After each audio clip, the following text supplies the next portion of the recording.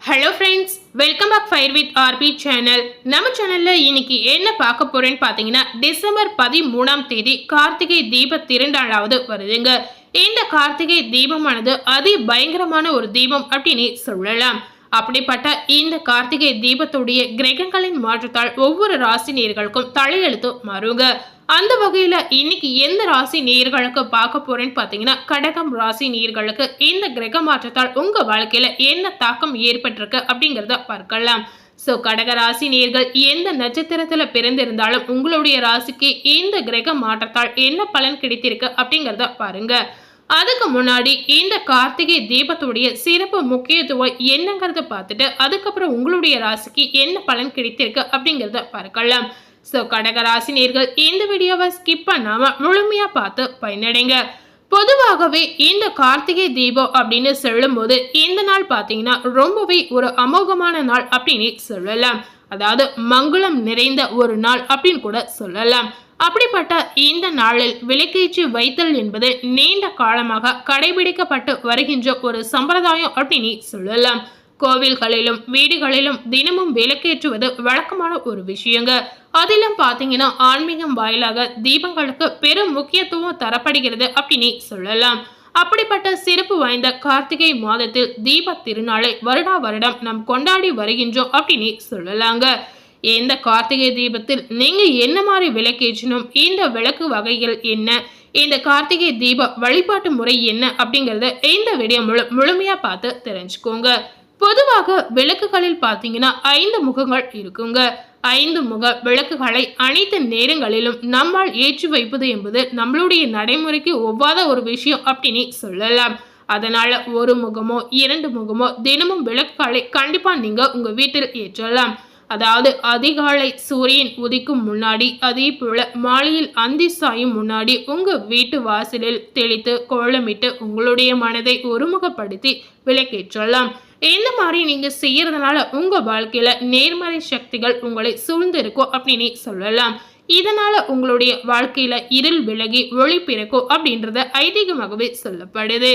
இந்த விளக்குகளுக்கு ஒவ்வொரு முகத்திற்கும் பாத்தீங்கன்னா ஒரு அர்த்தம் இருக்கு அப்படின்னு சொல்லலாம். அந்த அர்த்தருக்கு ஏற்றவாறு விளக்கேற்றுவதற்கு ஒரு திசையும் கண்டிப்பா இருக்கிறது. அதாவது தீபத்தை வடக்கு திசை நோக்கி நீங்க ஏற்றி வந்தீங்கன்னா கண்டிப்பா உங்க வாழ்க்கையில அறிவு வளர்ச்சியும் செல்வ வளர்ச்சியும் அதிகரிக்கும். அதே போல கிழக்கு திசையில் விளக்குகளை ஏற்றி வந்தீங்கன்னா துன்பங்கள் உங்க வாழ்க்கையில இருந்து நீங்கலாம். மேற்கு திசையில் விளக்கு ஏற்றுவதால் கடன் தொல்லைகளையும் தோஷங்களையும் போக்கும் அப்படின்றது முழு நம்பிக்கையாவே சொல்லலாங்க. ஆனாலும் பாத்தீங்கன்னா எக்காரணத்தை கொண்டும் தெற்கு திசையில் விளக்குகளை ஏற்றவே கூடாது.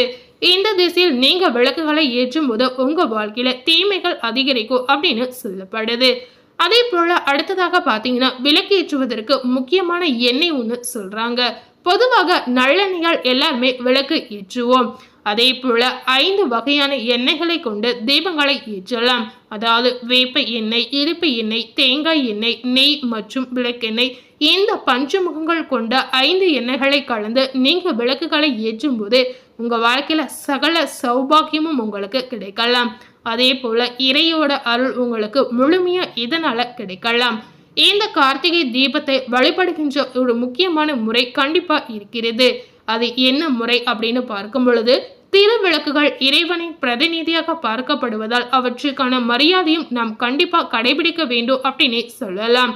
பூஜைக்கு ஏற்றப்படும் திரு விளக்கிற்கு பால், சர்க்கரை, கற்கண்டு இந்த மாதிரி பொருட்களை வைத்து நெய்வேத்தியமாக நீங்க ஏதாவது படைக்கலாம். அதே போல கார்த்திகை தீபத்தன்று அவள் பொரியில் வெள்ளப்பாக சேர்த்து கார்த்திகை பொறி படைத்து வழிபாடு செய்யலாம். கார்த்திகை தீபத்தன்று அழகான அகல் விளக்குகளை சுவாமி அறையில் ஏற்றி உங்களுக்கு தெரிந்த ஸ்லோகங்களை பாடி கற்பூர தீபாராதனை செய்து வழிபடலாம். இந்த தீப திருநாளில் திருவிளக்கின் மகிமைகளை நீங்க தெரிந்து கொண்டு செய்வது உங்களுக்கு நன்மைகள் பிறக்கும் அப்படின்னு சொல்லலாம். விளக்குகளை அணைப்பதற்கு முக்கியமான சில விதிகள் கண்டிப்பா இருக்குங்க. அதாவது விளக்குகளை அணைக்கும் போது வெறும் வாயினால் விளக்கை ஊதி அணைப்பது உங்க வாழ்க்கைக்கு தீமையை தரும் அப்படின்னு சொல்லலாம். பூ அல்லது நீர் துளி அல்லது பால் துளியை கொண்டு விளக்கினை நீங்க அமர்த்தலாம்.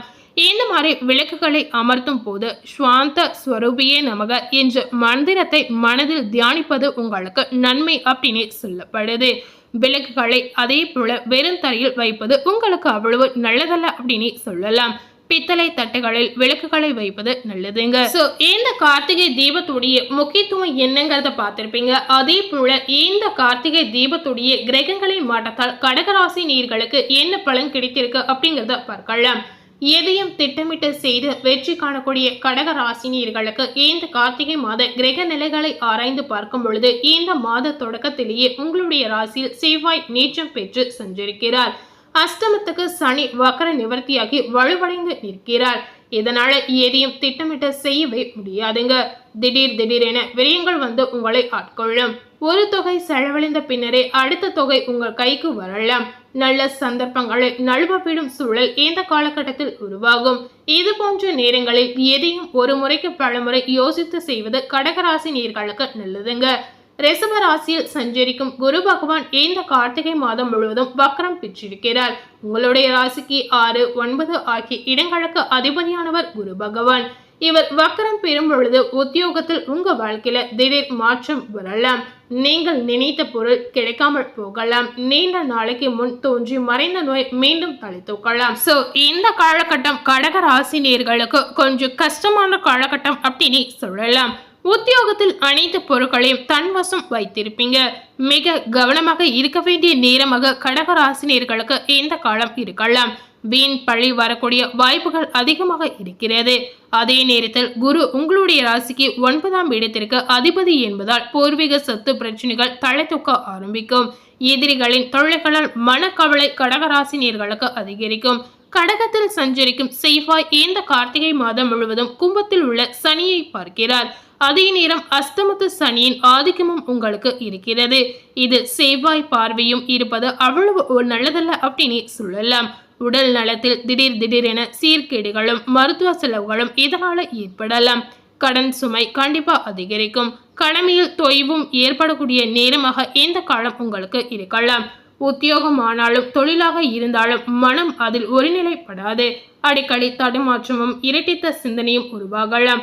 வருமானம் 1 மடங்கு வந்தால் செலவு 2 மடங்காக அதிகரிக்கும். அதனால கடகராசினியர்கள் அதிக கவனம் செலுத்தி செயல்படணும். கார்த்திகை 18ஆம் தேதி மகர ராசிக்கு சுக்கிரன் செல்கிறார். உங்களுடைய ராசிக்கு 4, 11 ஆகிய இடங்களுக்கு அதிபதியானவர் சுக்கிரன். அவர் சப்தமஸ்தானத்தில் வருவது அற்புதமான நேரமாக அமையலாம். ஆடை ஆபரண சேர்க்கை அதிகரிக்கும். அதிகார வர்க்கத்தினரின் ஆதரவு உங்களுக்கு கிடைக்கலாம்.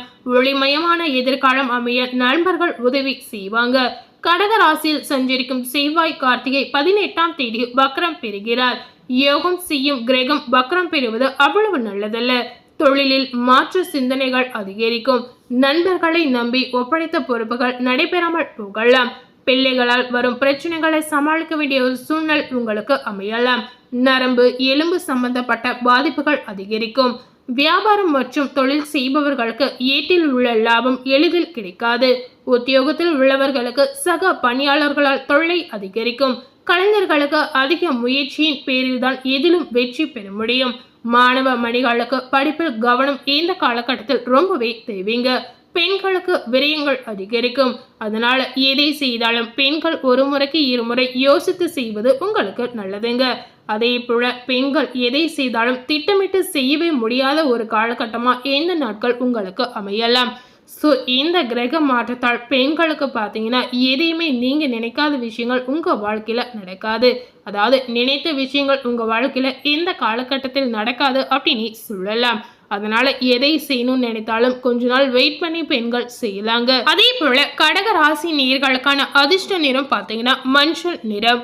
ஸோ இன்னைக்கு நம்ம சேனல்ல கடக ராசி நேயர்களுக்கு இந்த கார்த்திகை தீபத்துடைய கிரகத்துடைய மாற்றத்தால் உங்க வாழ்க்கையில தலையெழுத்து எப்படியெல்லாம் மாறியிருக்கு, இதனால உங்க வாழ்க்கையில என்ன மாற்றம் நடக்க போகுது அப்படிங்கறது இந்த வீடியோ மூலம் முழுமையா பார்த்து தெரிந்திருப்பீங்க. அதே போல இந்த கார்த்திகை தீப திருநாளுடைய முக்கியத்துவம் சிறப்பு அம்சம் என்னங்கிறதையும் தெரியாதவர்கள் இந்த வீடியோல பார்த்து பயனடைங்க. ஸோ இந்த வீடியோவை நீங்கள் பார்த்து பயனடைந்த மாதிரி உங்கள் ஃப்ரெண்ட்ஸ் அண்ட் ஃபேமிலி பார்த்து பயனடையணும்னு நினச்சிங்கன்னா இந்த வீடியோவை உங்கள் ஃப்ரெண்ட்ஸ் அண்ட் ஃபேமிலிக்கு லைக் பண்ணி ஷேர் பண்ணுங்கள். இது வரைக்கும் நம்ம சேனலை சப்ஸ்கிரைப் பண்ணாமல் இருந்தீங்கன்னா முதல்ல சப்ஸ்கிரைப் பண்ணி பக்கத்தில் இருக்கக்கூடிய பெல் பட்டனையும் மறக்காமல் ப்ரெஸ் பண்ணுங்கள். நீங்கள் சப்ஸ்கிரைப் பண்ணால் மட்டுமே நம்ம சேனலில் போடக்கூடிய எல்லா நியூ அப்டேட்டான வீடியோஸும் நீங்கள் உடனுக்குடன் பார்த்து தெரிந்து கொள்ளலாம். அதனால் மறக்காமல் சப்ஸ்கிரைப் பண்ணி பெல் பட்டனையும் ப்ரெஸ் பண்ணுங்கள். தேங்க்யூ.